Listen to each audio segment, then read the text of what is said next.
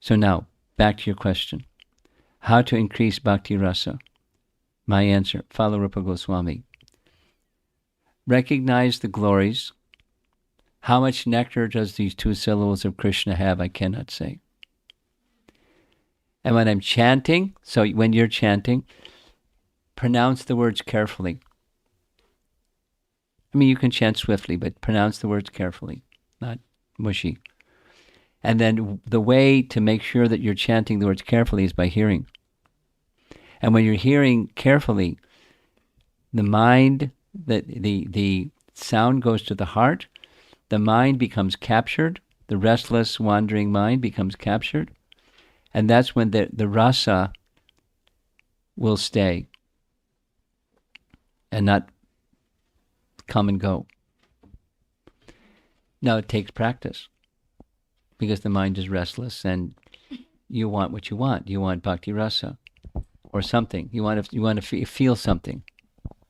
Yes, Maharaj. Yes, somehow I might confused with mind versus heart. Like No. mostly we are chanting more consciously. It goes here. Like No. mind is not wandering That's though. that's you're missing the. Just keep it simple. The mind is not your head.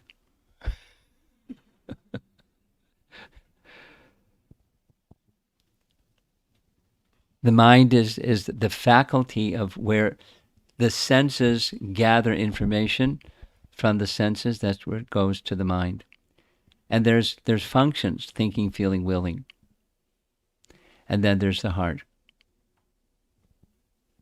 And that's what was going on inside. It's distinct from the mind. It's connected to the mind, but it's distinct from the mind. Now, I don't want to go with it further, because then it becomes, a kind of esoteric thing. It's quite simple. Hear very carefully.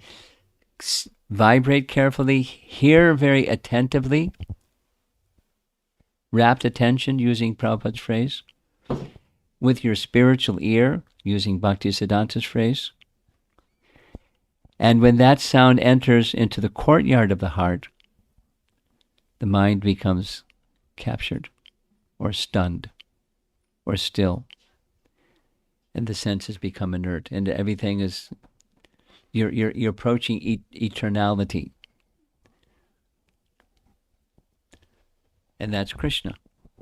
And then comes the rasa, because you're with Krishna, and Krishna's there, but we're out to lunch. Enough. I don't want to say it again. Just pray to Rupa Goswami to understand this nice verse. Meditate on it, and he'll help you get there. Okay.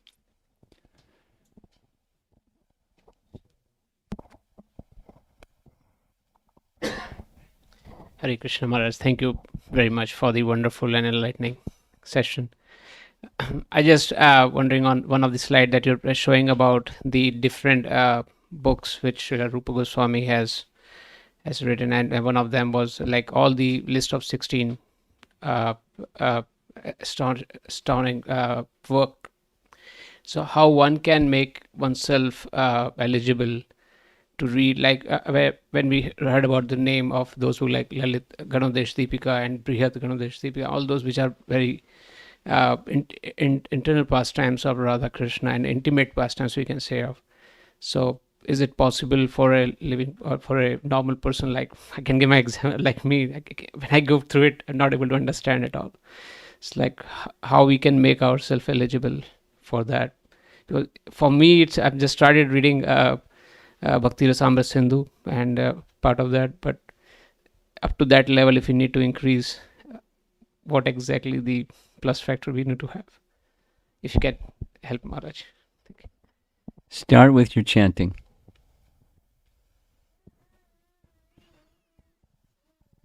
Start with following Rupa Goswami by following his standard of chanting, his method and standard of chanting.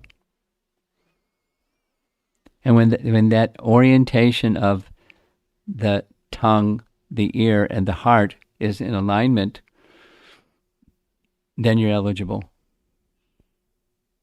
or you're increasing your eligibility as you're increasing that alignment, and you can stay there, then your eligibility is increasing.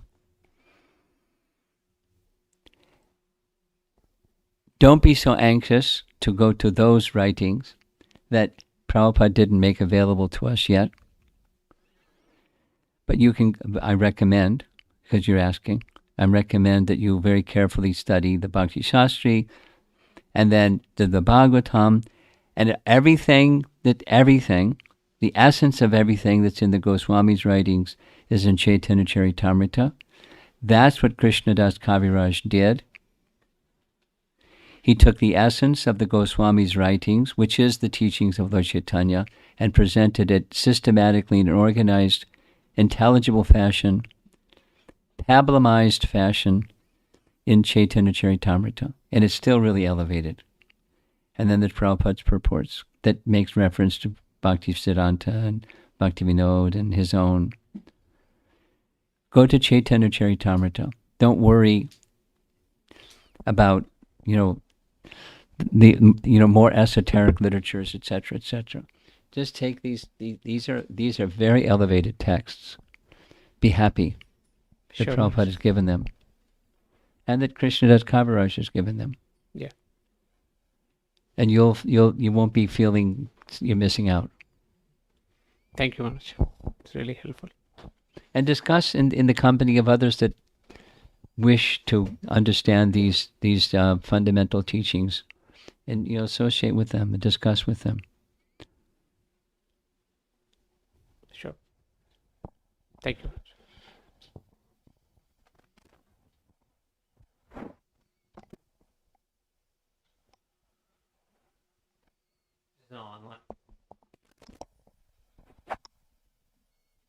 This is an online question, Maharaj. Shrita Das asks, Dear Guru Maharaj, in the pastime of the old Brahmana getting offended by Rupa Goswami's external laughter, can I say or understand there's also a lesson that we as sadhakas should also not unnecessarily feel disrespected or offended by apparent actions of other Vaishnavas? Sure. Go and ask them. I mean, be transparent and very open in your relationships with others. If you feel something, say something. And, just seek clarification. Not, point fingers and say, why you make me feel like this? I felt this. I don't really understand. Maybe you can help me understand. Like that. Or, just leave it alone.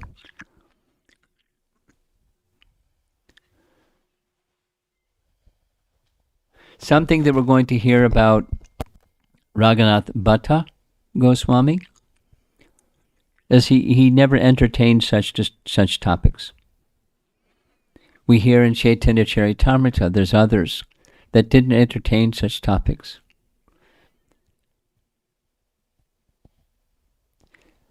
Haridas Pandit, his name is mentioned. He did discuss these things. Because specifically Raghunath Bhatta Goswami saw Vaishnavas, they're serving the Lord. And whatever there is, they're serving the Lord. And that was where his attention was going. And by that higher consciousness, he was able to elevate people to higher consciousness. No, not that everyone has to do what he did, but that's what he did. Okay. Anything else? Is there something? That's it online. Over here, anything?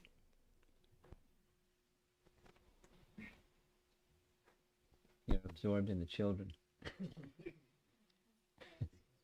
Okay, yes. Hare Krishna Guru Maharaj.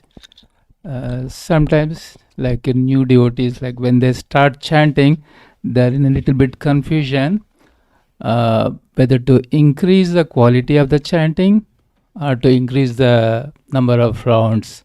So how to balance both of them? You do both. Why one versus the other? So sometimes they don't. I'm saying it's artificial. Mm. So it's artificial. So 16 minimum, and if you can increase quantitatively, fantastic, and you can always increase qualitatively.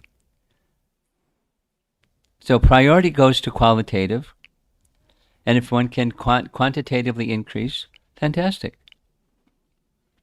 without compromising the attention to quality. Many devotees are struggling just to do the quantity, frankly. Maybe there's lots of devotees that aren't, but devotees that are in that, they're maintaining and have been maintaining quantity, stay with it. Become qualitatively and quantitatively better. Do both. So if they are not satisfied with the quality, so they should be keeps chanting those minimum rounds, or they should strive. It's not a fixed rule. It's not do this, don't do that. It's not a rigid thing. Sometimes increasing quantity helps with quality. Sometimes increasing, focusing on quality inspires you to do more quantity.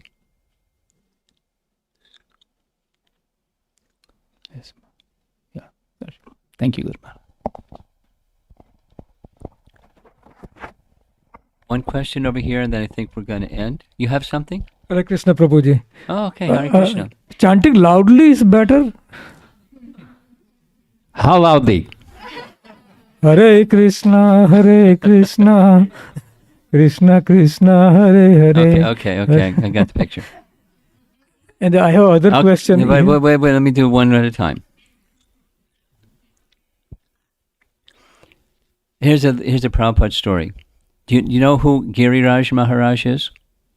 You know who he is? You've heard his name? I heard his name. Prabhupada disciple.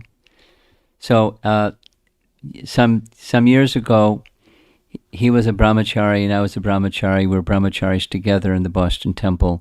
He used to chant loudly, japa, and people would complain because it was, that was disturbing their japa in the temple room.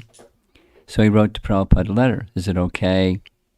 And Prabhupada's answer was, chanting should be done audibly, not so that you're disturbing other people in the room, and chanting swiftly it helps to capture the mind, but not so swiftly you can't hear every syllable.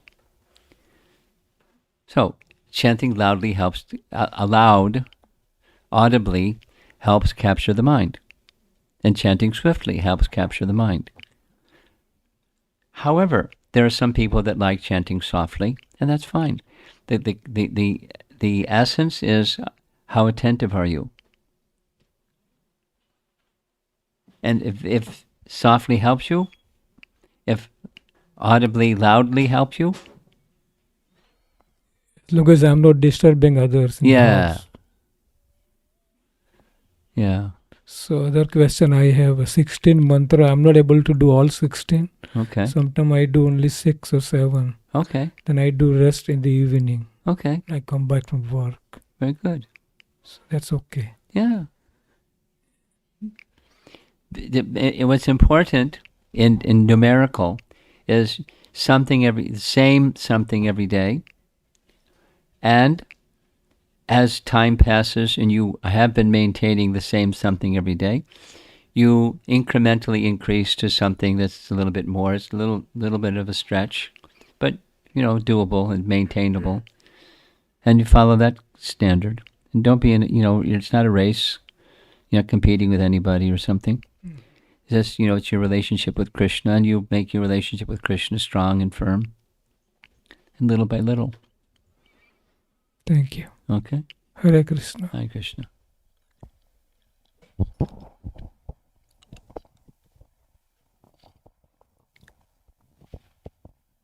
This is our last question. Hare Krishna Guru Maharaj, Dandavat Pranam. Maharaj, I have a question related to chanting. So when the sound enters the heart, is that when we realize self as well as Krishna? Is that when? When the sound goes first, Into let me just add it a little bit. First, the sound goes into your ear. Okay. You're making the sound goes into the ear, you're hearing attentively, and then it goes into the heart. And then what? Then would we realize self and Krishna? It depends. Krishna can do whatever he wants to do. You'll feel his presence. You'll feel his presence. But the nature of that realization is up to Krishna. He can reveal himself more or less or somewhere in between. But it's the connection, that realization of feeling connected to Krishna is there. All right? Thank you. Okay. Srila Prabhupada ki jai.